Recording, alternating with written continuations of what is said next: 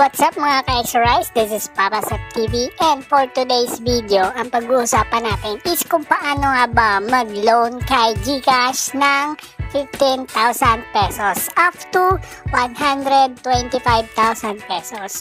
So, kung bago ka pa lang sa aking channel, please don't forget to like, share, and subscribe.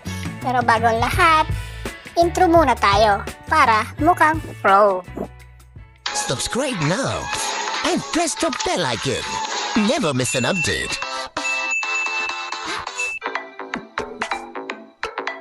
So yun nga guys, maglo-loan tayo kay GCash ng 15,000 pesos. So ang loanable kay GCash guys is up to 125,000. So magla-login lang tayo kay GCash guys and proceed na tayo sa step by step. So click natin dyan yung borrow kapag nandito na tayo sa GCash home natin. And then, G-Loan guys. Click nyo yung G-Loan. And then guys, get started guys, no. So, click nyo yung kulay blue na yan. So, nakalagay dyan 15,000. So, i-swipe lang natin guys, pa 15,000. And then, yung amortization niya guys is 9 months. And then guys, pili lang kayo dyan kung ano yung purpose nyo. Sa akin, pay bills guys. And then, swipe nyo lang, pababa, ay pataas, and get this loan, no? So, click nyo yung get this loan na yan. And then, yan nga guys, yung amount, no? So, 14,560. Kung bakit 14,560 is, may interest ka siya guys na processing fee na 3%, which is 450 pesos, no? So, click natin yung continue para ma-process na natin. Yan guys, so, magpipill up lang tayo dito guys ng mga information natin, no? So, personal information lang to guys, no? Tapos, click next nyo lang, no? Pagkatapos nyo makita at ma-fill upan. So, click next lang natin.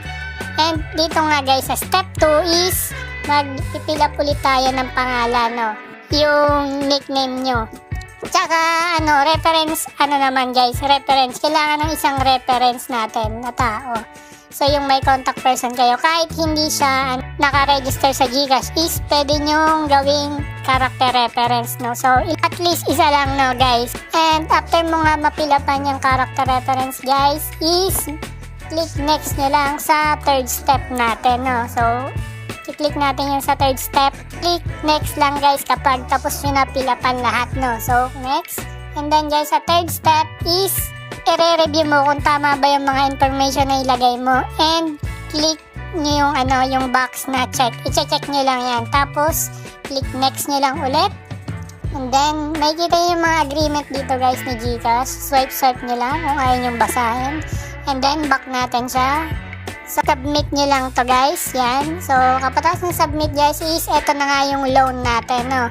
Yung principal amount natin is 15,000. Ang interest rate per month natin is 3.99%. So, yung processing fee naman is 450 pesos. Ang duration na ito guys is 9 months payable, no? So, di na masama. So, check nyo lang ng mga box guys ito. Tapos, papakita to yung mga natin, yung disclosure statement, and ito yung financial charges kapag nalilate kayo magbayad. So, yun lang. Tapos, swipe nyo lang. And ibabak lang natin kung ayaw nyo nang basahin. And click, check ulit yung isa. And swipe nyo lang. Kasi sobrang haba na ito guys. Hindi mo na kayang basahin lahat. Sobrang haba talaga. So, fast forward na natin. And click back lang natin. And ito na yung confirm natin. Ito na nga yung loan natin guys, yung G-Loan natin. Confirm ulit, and kailangan natin ng OTP galing kay GCash. Siyempre guys, hindi ko na ipapakita dyan kung paano ilagay yung OTP. Basta magka-text na lang yan sa inyo si GCash ng 6-digit OTP number, no? So, ito na nga. Click submit nyo lang, and successful na nga guys yung pag-loan natin kay GCash. So, click okay nyo lang. So, yun na nga guys, pumasok na, no? So, 14,000, nadagdagan na yung balance natin kanina. At syempre guys, kung nagustuhan nyo itong video na to, please don't forget to like, share, and subscribe. Thank you, and God bless.